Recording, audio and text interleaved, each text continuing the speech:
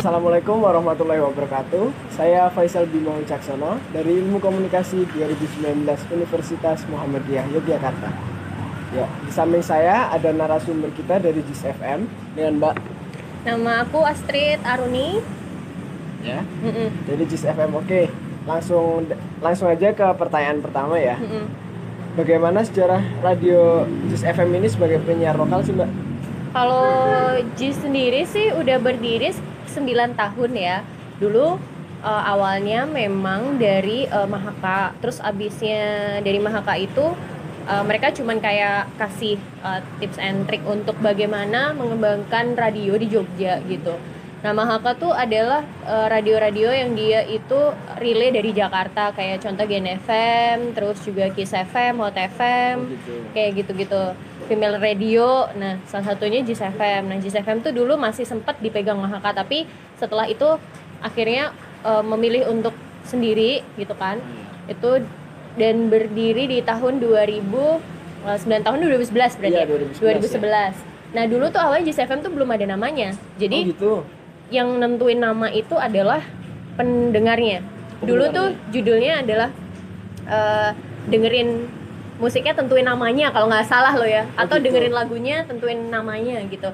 Terus yang berhasil pakai nama terbaik itu dapat hadiah 8.950.000, which is itu adalah nominal bukan frekuensi dari JIS FM 89,5 kan. 89,5. Jadinya hadiahnya tuh buat sobat JIS-nya adalah 8.950, dan terpilihlah JIS FM yang kalau dipanjangin tuh adalah Jogja Istimewa. Karena dulu tuh sebenarnya JIS-nya tuh JIS FM. Nah, tapi karena kita segmennya adalah anak-anak muda, kita ubah jadi Z.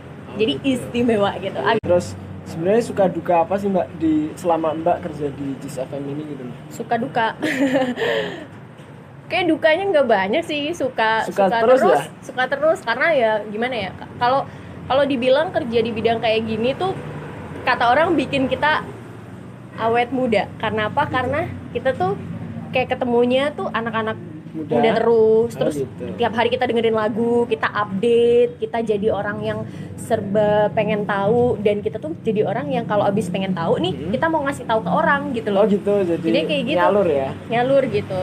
Kalau saya sih kayak gitu. Terus juga jam kerja sebagai penyiar juga fleksibel, kita lebih fleksibel. Terus juga kalau kita nyari-nyari job yang lain-lain kan, selain aku penyiar, aku juga MC, freelance VO, juga presenter freelance juga, news anchor freelance juga, news reader tepatnya. Jadi kayak semua hal di bidang broadcast tuh aku ambil gitu kalau aku kerjanya gitu. Dan karena freelance dan tidak tergantung dengan jam kerja, jadi kita lebih fleksibel sih, enaknya kayak gitu.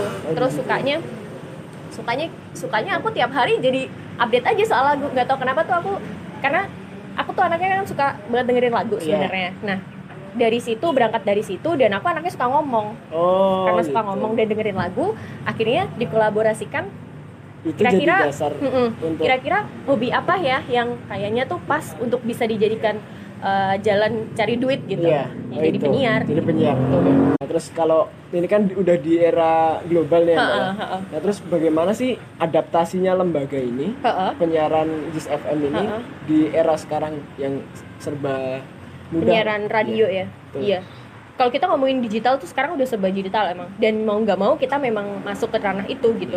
Kayak contohnya sekarang tuh ngapain sih dengerin podcast aja kali kayak gitu kan. Kayak orang-orang udah beralih dari radio udah ke podcast gitu loh. Tapi di podcast tuh kamu nggak menemukan yang namanya sense of dengerin radionya gitu loh. Kalau menurut aku ya, karena podcast tuh isinya cuman ngobrol, contoh 30 menit gitu kan. Ngobrol aja gitu. Tapi kalau radio kan enggak, dia ada ngobrolnya, ada guyonannya, ada informasinya juga yang mungkin bisa dikasih gitu, ada lagunya juga gitu. Itu yang membedakan ya? Nah, yang membedakan kayak gitu sih. Terus perkembangannya kalau aku nggak mau bilang egois ya, bahwa pendengar radio tuh sekarang masih banyak nih, apa segala macam, enggak. Jadi aku boleh bilang 50-50, kayak kalau dibilang pendengarnya nggak ada tuh ya nggak mungkin. Karena kalau kita bikin kuis, kita lempar ke pendengar, itu pendengar masih bisa respon gitu loh. walaupun itu cuman kayak di sosial media atau mungkin di WhatsApp gitu.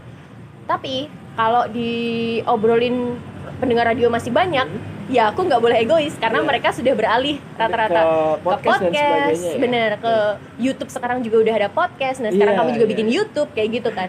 Memang digital tuh kayaknya nggak bisa kita jadikan musuh atau jadikan kompetitor kita, tapi kita gandeng gimana caranya kita bikin kolaborasi antara radio sama radio konvensional dan juga radio digital itu bisa jadi satu. Nah, bener kayak gitu. Contoh-contohnya adalah mungkin ada beberapa talk show yang eksklusif bisa dimasukin ke podcast, contohnya kayak gitu. Yang bisa akhirnya menggait milenial atau kaum muda yang ada di Jogja khususnya biar bisa dengerin kayak gitu. Nah, terus kalau untuk ini menghadapi tantangan di masa depan ini kan makin berat nih, Mbak. Itu tantangan apa dulu nih? Persaingan antara radio itu. Gimana itu, Mbak? Persaingan antara radio satu dan radio lain. Kan semakin kompetitif ya. Pastinya. Kalau di Jogja sendiri sih selama ini gak ada ya persaingan yang kayak gitu. Mungkin di beberapa kota ada ya. Tapi aku nggak tahu juga karena aku belum pernah mengalami siaran di kota-kota lain. Selain di kotaku sendiri di Jawa Timur sama di sini gitu. Kalau aku lihat ritme di Jogja ini, mereka justru tidak terlihat kompetitor. Oh, bukan kompetitor ya? Jadi tidak terlihat kompetitor. Walaupun pada aslinya kita tetap kompetitor yang sehat gitu loh maksudnya. Gimana caranya supaya jadi yang benar, karena mungkin ada beberapa di kota lain nih. Kalau radio A bikin kayak gini nih, radio B harus lebih bikin yang kayak gitu. Nah, kompetisinya kayak gitu di beberapa kota. Terlihat banget gitu ya? Terlihat banget. Tapi kalau di Jogja, aku rasa nggak sampai kayak gitu. Jadi kayak ya udah kita kompetitor, tapi tidak terlihat seperti kompetitor. Jadinya ya slow aja gitu. Kayak gimana sih ritme Jogja? Harus biar antara ini tetap hubungan baik kayak gitu. Salah satunya dengan caranya itu ya?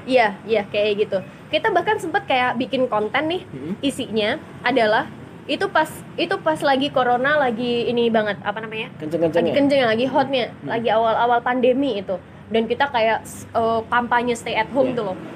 Nah itu kan aku tetap siaran tuh, aku nggak ada cut atau nggak ada siaran di rumah, nggak ada. Kita sempat ada kolaborasi juga sama Suara Gama. Kita kayak bikin foto gitu, kayak modelnya kita video call berdua sama penyiar paginya Suara Gama sama penyiar paginya gitu, jadi collab ya? Iya, tapi kayak cuma sejumlah foto doang sih gitu. Itu kayak kita yang nemenin, kamu di rumah aja. Ya, itu beberapa penjelasan dari Mbak Astrid tentang keseharian beliau di JIS FM ya. Jadi kalau nanti teman-teman sekalian mau bertanya sama Mbak Astrid, bisa langsung DM di Instagramnya mungkin. Instagramnya apa? Instagram aku jangan lupa di follow di @Astrid_Aruni. Oke. Ya, cukup sekian. Saya Faisal Bimo Wicaksono. Pamit undur diri. Assalamualaikum warahmatullahi wabarakatuh.